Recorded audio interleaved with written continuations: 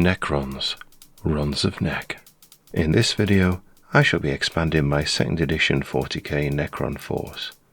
In my previous video, I focused on Necron warriors and scarabs.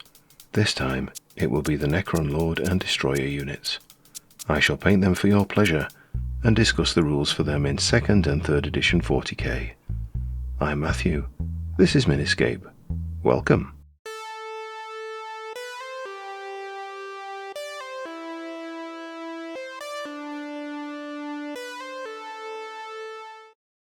If you're not into painting stuff, then my rules and release history content may be what charges your Gauss players.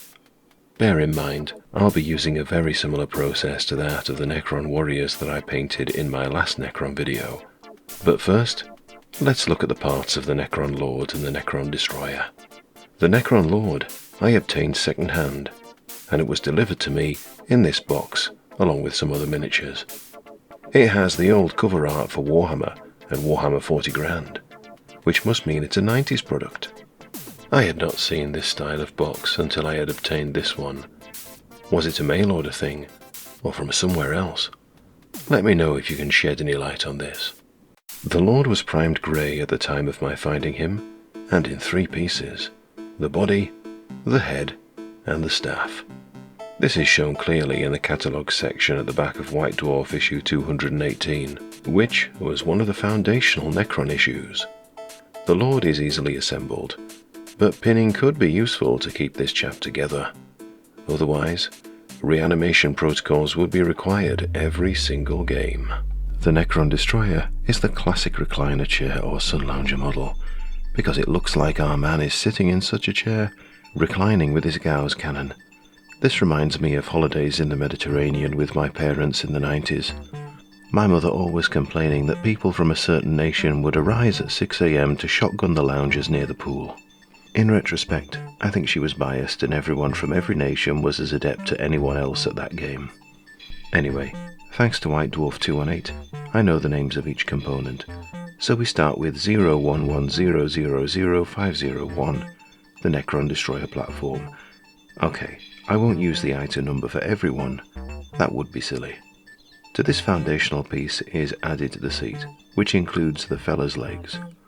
Then we have the torso, the Gauss cannon, and finally the Destroyer control arm, each of which slot into the seat.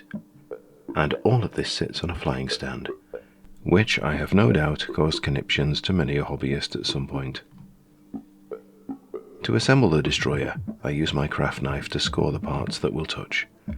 This allows better adhesion when using superglue. I then attach the torso, score a little more, before adding the Gauss cannon to its place. And finally, the control arm attaches to both the seat and the torso. And that is the complete build.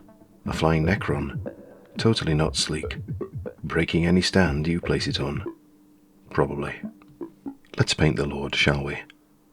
The Lord was primed black, and a base coat of old army painter gun metal was laid down. I don't have much of this left, and it's only used on special occasions. And then he looks like this. Vallejo Model Air Aluminium is dry brushed all over the model, starting at the top and working my way down so the raised portions get the most attention. A black wash, Warpaint's Fanatic Dark Tone, is washed all over generously, but then I use another brush to wick away most of the liquid to stop it pooling in the crevices. Flat blue was used to paint the adornments about the Necron's person, such as these things with a maze pattern, and the gorget, and several strips on the staff. Also his loincloth thing, and those strips flying off to one side. Makes me wonder why his cloak is billowing to one side. Metal must be of low density, or that is most certainly a strong wind indeed. Here he is with all the blue done. I take Lothan blue and use it to pick out some of the details, and boy are there many. I only dotted this in a few areas here and there, not necessarily following all the lines. However, I do return to this later. Scrag brown is painted on the cloak, front and back, and also on the staff in places, and around the periphery of the gorget and his other adornments. I mix scrag brown with this fiendish yellow and overbrush it over the cloak to begin to get a transition of colour going. I also do this on the staff, on the jewellery borders, and on the crescent moon thing atop his staff. The intention is to do some basic non-metallic metal, but take this with a pinch of salt. I make up another mixture with more yellow than brown, and paint the top half of every rectangle on the cloak. Boy, must I have hated my life that day. Following this, I repeat the same steps but covering less area, using fiendish yellow alone, and then I highlight the top edges of the rectangles with dark sand, because I've got to get some of that paint in there. On the border of the gorget, I complete the pattern of brown, yellow, dark sand, yellow, brown, repeat.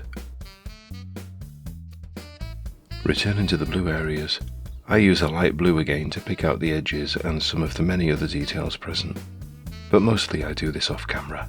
Some Mephiston red goes on the gem at the top of his staff, and then some black is glazed on from the top, about a third of the way down, followed by a curve of evil sun scarlet at the bottom. Finally, a dot of white is placed in the top right quarter. Like the other Necrons, the base is painted tan earth all over, followed by a dry brush of dark sand to pick out the texture. While White Dwarf issue 217 is the first to feature the metal Necrons, it really only gives you the rules for Necron warriors and scarabs. It doesn't have the full army list, or the rules for the Necron Lord or Necron Destroyer. Those were covered in the following issue, in 218. The release of the aforementioned models is mentioned at the start of the magazine, along with the price list. 2 Necron Raiders or Warriors cost £4 and came in a blister pack. A pack of 4 Necron Scarabs was £3, a Necron Leader or Lord was £4, and a Necron Destroyer was £5. Interestingly, in the back of the issue, the prices give a different name for the Destroyer. Here, it was a Necron Attack Skimmer. And with those 4 models, we have the entire Necron range at the time. I know what you're thinking. What about Necron Immortals? Those were released a little later, and only had rules in 3rd edition 40k.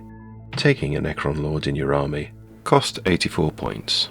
This was a mandatory choice, since only this unit could be your leader. Of the Necron Lord it says, it is not known whether these Necrons are simply the leaders of Necron raids, or whether they serve some more sinister purpose. Known only as Necron Lords, each one carries a devastating Staff of Light, a weapon that is as deadly in close combat as it is at longer ranges.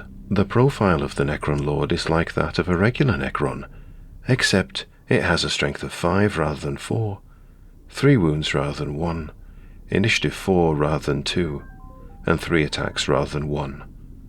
His only weapon is the Staff of Light. The Staff of Light, when employed, appears to draw energy from the subatomic structures around the Necron Lord. This causes a deadly drop in temperature within 2 or 3 meters, which is sufficient to kill humans. The energy drawn is released in an arc of white lightning, which causes living targets to literally explode from within. White lightning. Wasn't that a drink? Anyway, the shooting attack of this weapon has a short range of 6 inches, which gives it a +1 to hit bonus when shot at that range. However, the long range goes up to 18 inches with no penalties. It is strength 5, D3 damage with a -2 save modifier. This profile can also be used in close combat.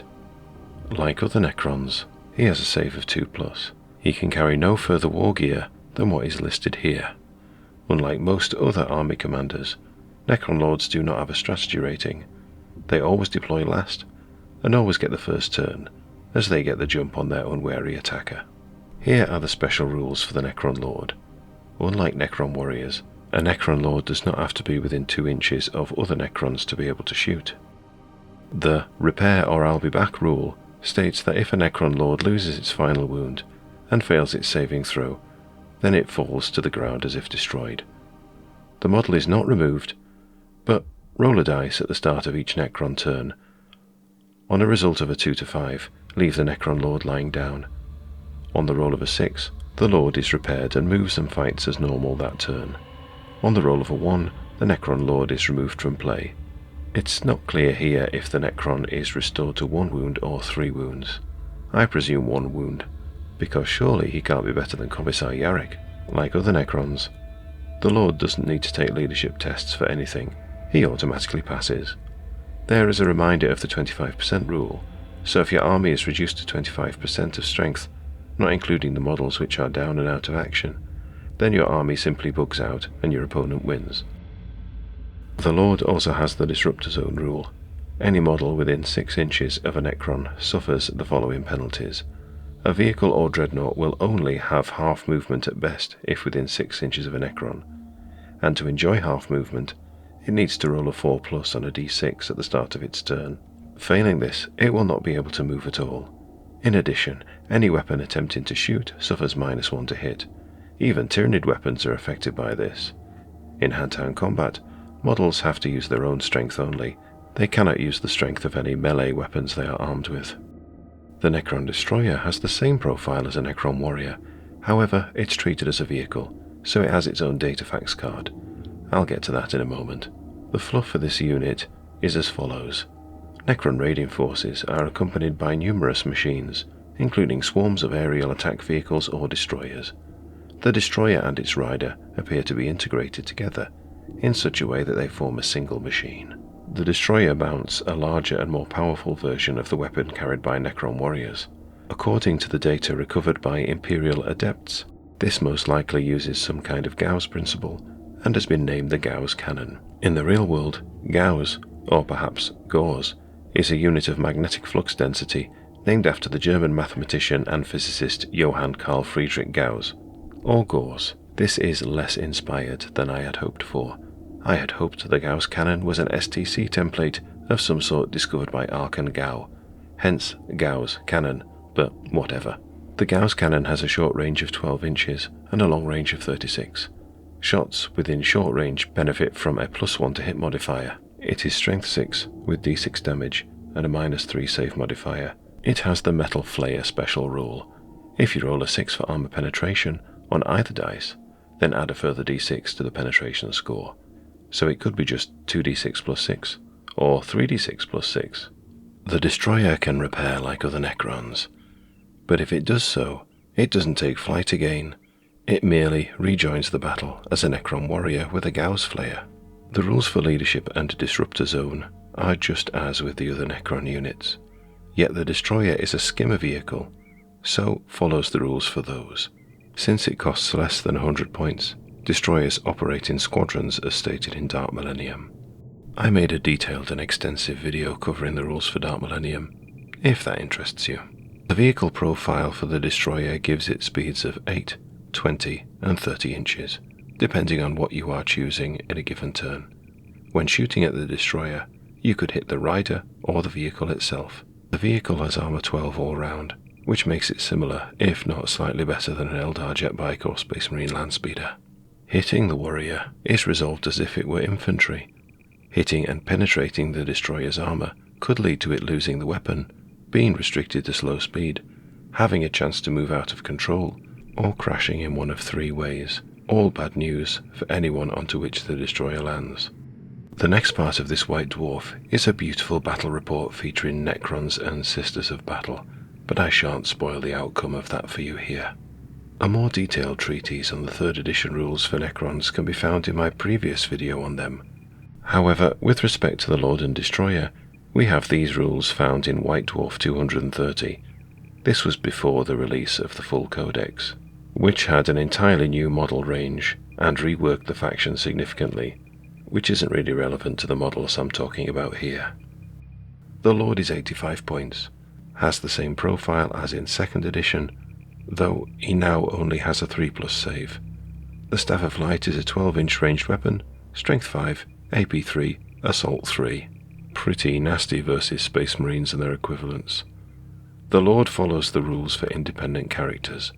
The Destroyer is a 50-point model which is taken in units of between 3 and 5. They have the same profile as a warrior, but with an extra pip of toughness, like other bikes and jet bikes do in this edition of the game. It's no longer a vehicle with armor values, but instead follows the rules for jet bikes, which generally means move 12 inches and fly over stuff. They may also shoot heavy weapons as if they were stationary as stated here. Destroyer's Gauss cannons are 36 inches, strength 6, AP 4, heavy 3 weapons, just a little worse than the Eldar Star Cannon. 1 destroyer per squad can take a heavy Gauss cannon for plus 10 points. This is Strength 9, AP 3, Heavy 1 instead. In addition, it always penetrates the armor of vehicles if a 6 is rolled on the penetration roll, regardless of armor value.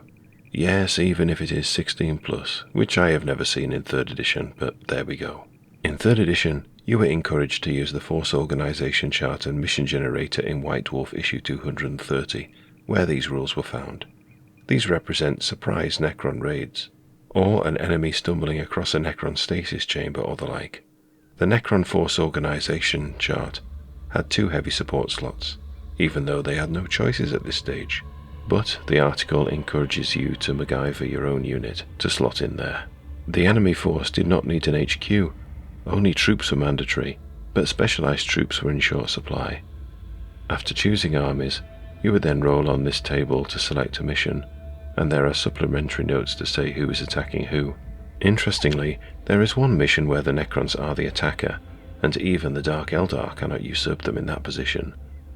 Drink those salty elf tears, Drakari. Drink them deeply. Now let's paint a destroyer. The destroyer was also primed black and dry brushed with aluminium. In this case, I used my largest dry brush, because you know what they say, big boy, big brush. The glove was because the thing didn't have a base yet, and I didn't want the missus to ask me awkward questions if I came to dinner with a silver hand. And there he is after the first pass, looking rather shiny. Flat blue is used to paint the recesses in these foot things at the front of the destroyer, and also around the rider's chest area. A black wash is applied all over to dull down the bright silver, but a lot of this is wicked away to ensure the shadows aren't too intense. The exception to this is the gun, where a heavier wash was used. The black wash step was repeated on the gun, when the first one had dried, until it looks like this here. Flat brown is painted on the symbol on this foot.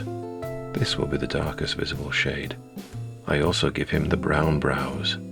Lothan blue is used to add some detail to the blue areas on the foot, and also a line of this is placed on all the detail on the chest, as you can see here. The next colour used on the foot is scrag brown.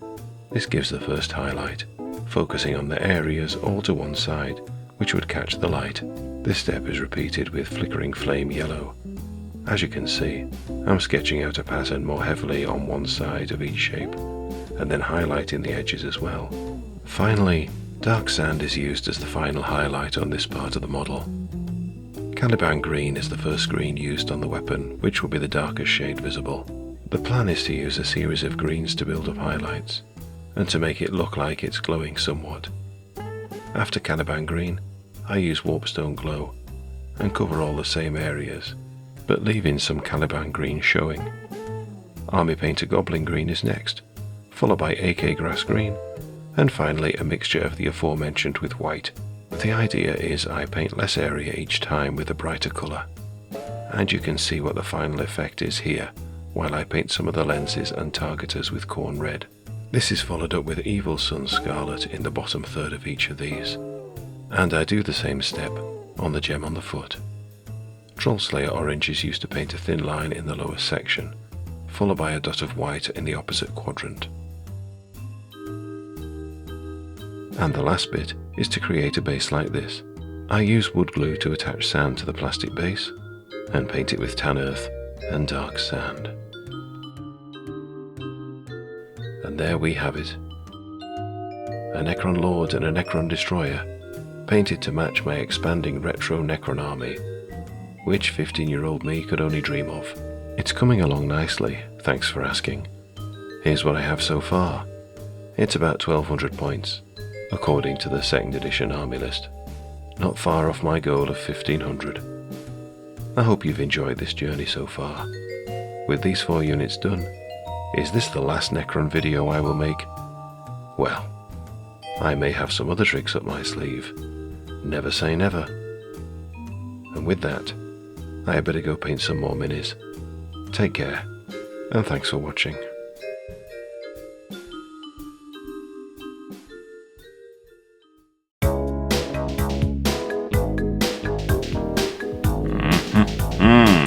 American gals didn't name our guns. To say their real name you'd need several tongues. We'll raid you, baby, we'll make you prone. Kill enough of us and we'll go home. Necron, Necron, we're the Necrons. A Lord's Destroyer, scarabs, and perhaps a metal swan. Necron, Necron, we're the Necrons. We've no hair, we need no salon. Yeah, we've no hair and we'll need no salon.